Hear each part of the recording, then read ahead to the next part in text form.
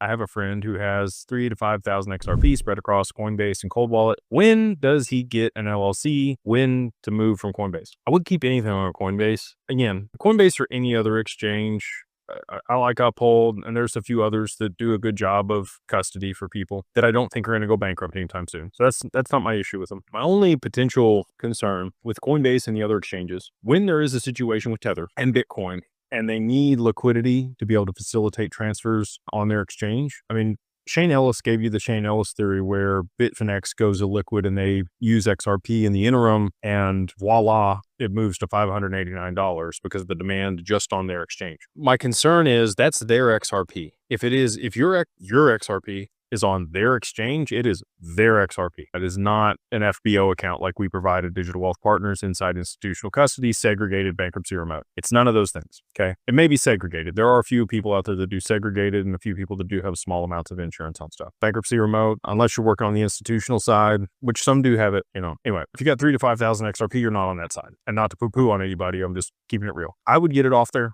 get it on your cold wallet, just so that you don't have any counterparty risk. You still have your own risk at that point, right? Like you have radical responsibility. There's no recourse. There's no insurance on your cold wallet. I would get it off the exchange. I'd get it on their cold wallet. If you don't feel comfortable having it all in one place, maybe you have 2 cold wallets. Zaman is a hot wallet, but it's secure. I like We'd say. I like his products. I think that they're doing a good job. They are charging fees now for larger transactions on there. They got to make money somehow. So I get that. It didn't used to be that way though. So anyway, I would get it off of Coinbase. If it were me, that's what I would do. If you want to sell some later, you move it back on there. You got an account. Right. And then for the LLC, again, once you get to somewhere between $50,000 and $80,000 in total portfolio value in crypto, that's where things start to make sense on the cost to benefit. Less than that, you're going to be better suited, just continue to dollar cost average and spend $2,000 on that versus the LLC.